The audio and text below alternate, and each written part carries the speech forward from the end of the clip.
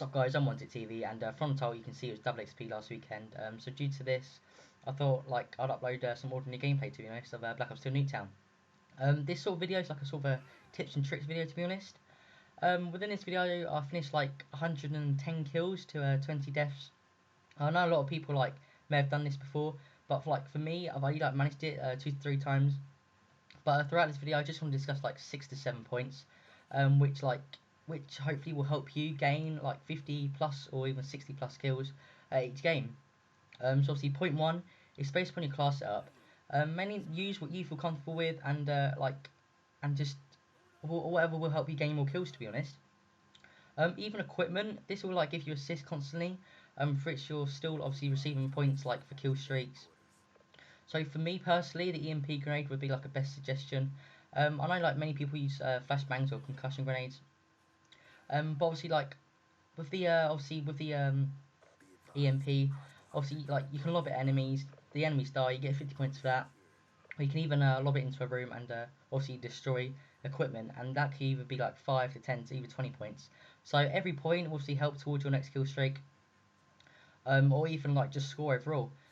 Point 2 is team players that either creating your own team. Like within this gameplay, I did have a couple of people who I knew. So being able to talk to someone and tell each other like which direction or like the exact location of the enemies, obviously this will help you like dominate or like beat obviously the non-focused players who just don't have a clue what they're doing, are just looking up at the sky and just looking at the floor and just don't have a clue what they're doing, to be honest. So your best bet is to find like even a few players who you don't even know from recent players. Obviously like you start talking to them, like communicating with each other, and just dominate throughout the game in general. Point 3 is the way you play. I might have mentioned this within my other videos, but the way you play, like with the sensitivity of your movement, will help you a lot, trust me.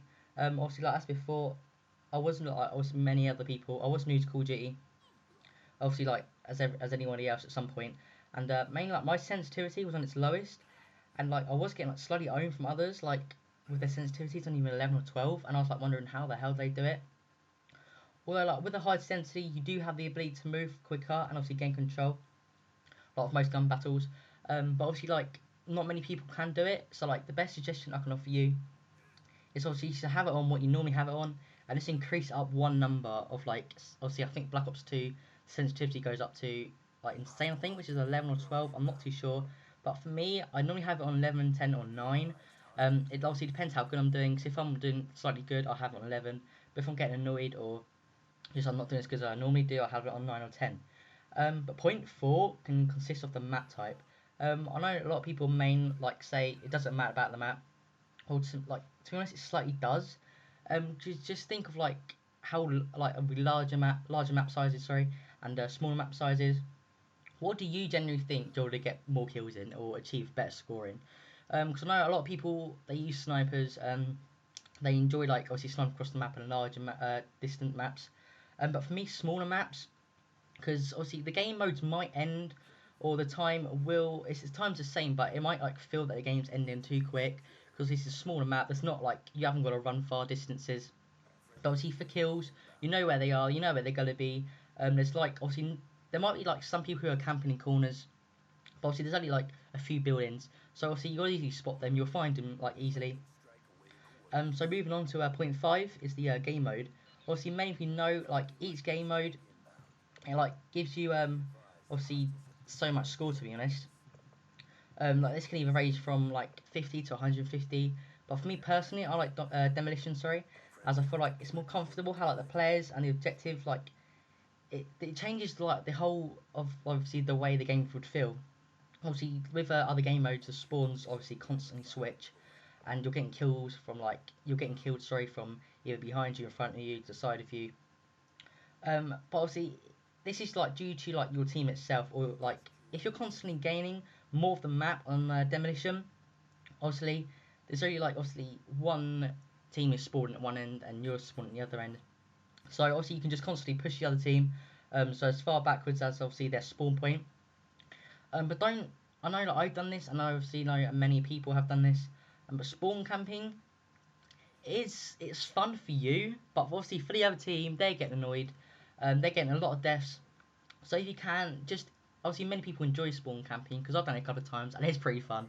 But for when I'm getting spawn camps, it's not fun at all. So just give them like, just don't go to the extent of your teams are actually in their spawn. Just like do it so either you're even halfway, just above halfway of the map, just so they can get out. It's more of a challenge for you. And obviously, if your team is good and they are dominating the rest of the map, you're not exactly going to get killed, are you? So point six would be kill streaks. I know like a lot of people say like it's a challenge for them to get a lightning strike, although mainly it isn't. Like considering it depends on what kill streaks you're actually using.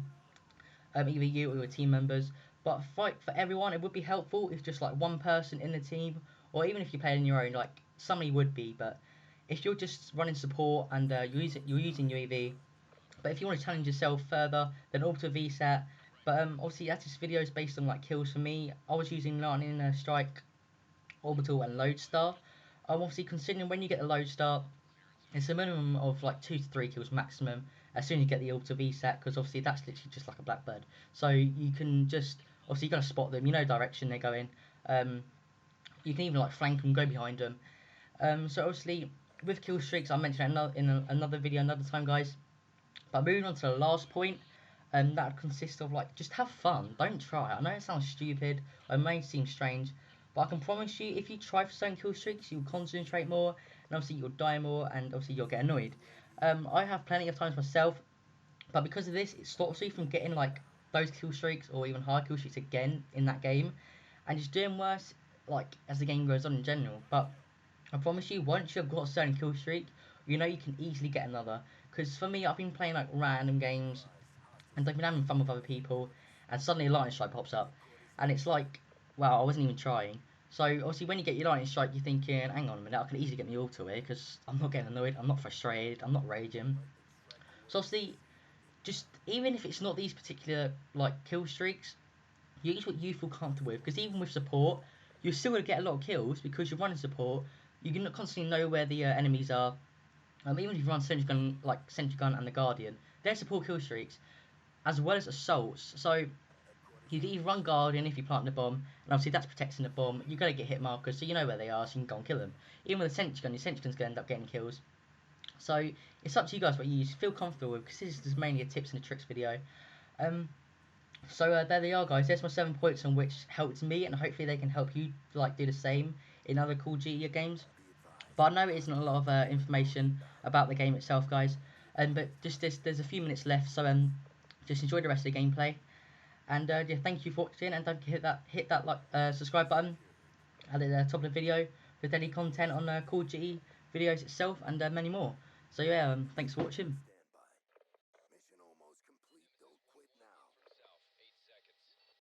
Lightning strike coordinates received. Inbound. Got a combatant. Stitched him up.